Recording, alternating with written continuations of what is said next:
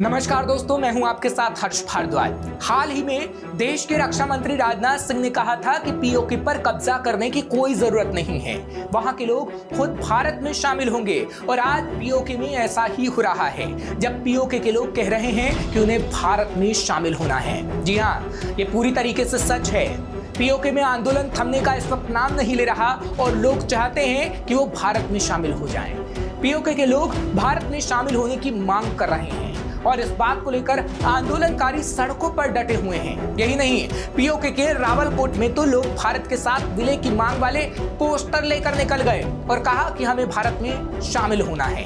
हालात तो ऐसे हो गए हैं कि पीओके में ये आंदोलन काफी हिंसक हो गया है और पुलिस और लोगों की आपसी झड़प हो रही है। और इस झड़प में एक सब इंस्पेक्टर अदनान कुरैशी की गोली लगने से मौत तक हो गई। इसके अलावा करीब 100 सुरक्षाकर्मी घायल हुए हैं। ये movement Jammu Kashmir Awami action committee के बैनर तले हो रहा है। कमेटी का कहना है कि हिंसक घटनाओं में हमारा कोई रोल नहीं है। कुछ उपद्रवी तत्व आंदोलन में हमें बदनाम करने के लिए घुस आए और उन्होंने ऐसा जानबूझकर किया। वहीं अब पाकिस्तानी पुलिस ने पीओके के 70 लोगों को अरेस्ट कर लिया है क्योंकि वो भारत में शामिल होने की मांग कर रहे थे। इसके अलावा बड़ी संख्या में आवामी कमेटी के लोगों के घरों पर रेड मारी जा रही है।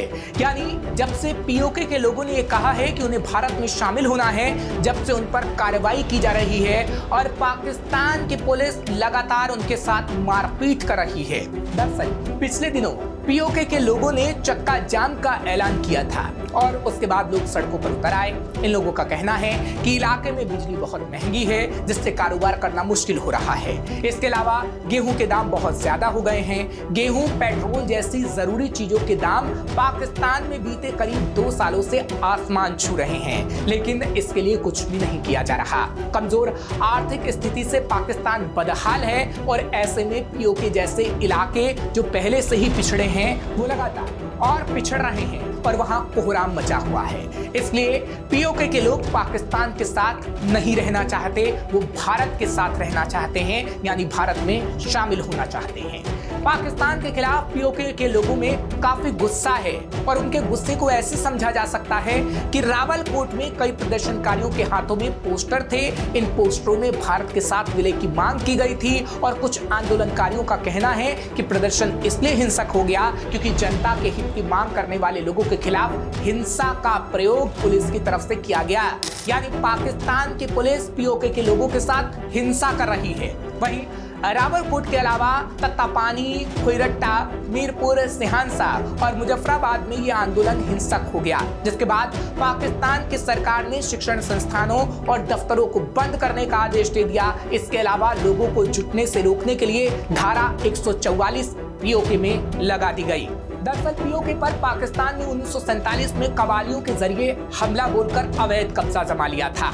इस वक्त कश्मीर के 78,000 वर्ग किलोमीटर से ज्यादा बड़े हिस्से पर पाकिस्तान का अवैध कब्जा है, यानी पीओके पर। और ये एरिया इतना बड़ा है कि उसमें 50 से ज्यादा दिल्ली समा जाए। पाकिस्तान इसे आजाद कश्मीर बताता है, लेकिन सच तो ये है कि आजाद नहीं बल्कि ये पाकिस्तान के कब्जे वाला कश्मीर है, जिसे पीओके कहा जाता है क्योंकि पाकिस्तान ने इसे गुलाम बना रखा है।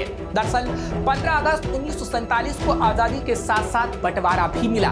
भारत और पाकिस्तान अलग अलग मुल्क बने। उस समय भारत 500 से ज्यादा छोटी बड़ी रियासतों में बटा था, लेकिन कुछ रियासतें थी जो भारत और पाकिस्तान में से किसी के साथ नहीं जाना चाहती थी। जम्मू कश्मीर रियासत भी ऐसी ही थी। यहाँ की ज्यादातर आबादी मुस्लिम थी, लेकिन महाराजा हरि सिंह हिंदू थे। तब महाराजा हरि सिंह ने भी जम्मू कश्मीर को आजाद ही रखने का फैसला लिया, लेकिन बंटवारे के साथ ही पाकिस्तान की नजर कश्मीर पर थी। वो कश्मीर पर कब्जा करना चाहता था, लेकिन कश्मीर ने अलग रहना चुना था। आजादी के कुछ महीने बाद ही 22 अक्टूबर 1947 को पाकिस्तान से हजारों कबायलियों से भरे सैकड़ों ट्रक कश्मीर में घुस गए। इनका मकसद था कश्मीर को पाकिस्तान में मिलाना। ये वो कबायली थे जिन्हें पाकिस्तान की सरकार और सेना का समर्थन मिला था। दिन गुजरते गए और पाकिस्तानी कबायली कश्मीर के अलग अलग हिस्सों पर कब्जा करते चले गए। आखिर आखिरकार जम्मू कश्मीर के महाराजा हरि सिंह ने भारत से मदद मांगी और 27 अक्टूबर 1947 को महाराजा हरि सिंह ने भारत के साथ विलय के दस्तावेज पर दस्तखत कर दिए।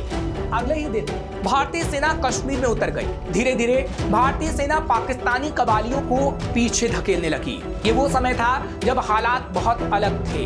भारत और पाकिस्तान दोनों ही सेनाओं के प्रमुख अंग्रेज थे। तब माउंटबेटन की तरफ से भी भारत पर दबाव था। कहा जाता है कि भारत में तब के गवर्नर जनरल माउंटबेटन की सलाह पर जवाहरलाल नेहरू इस मसले को 1 जनवरी 1948 को संयुक्त राष्ट्र में ले गए और 1948 में कश्मीर मुद्दा जब संयुक्त राष्ट्र में गया तब उस साल इस पर 4 प्रस्ताव आए। सबसे पहले प्रस्ताव नंबर 38 आया। इस प्रस्ताव में दोनों पक्षों में स्थिति सामान्य बनाने की अपील की गई। ये भी कहा गया कि सुरक्षा परिषद के सदस्य दोनों देशों के प्रतिनिधियों को बुलाकर सीधी बातचीत कराएं। फिर 20 जनवरी 1948 को एक और प्रस्ताव आया, प्रस्ताव नंबर 39।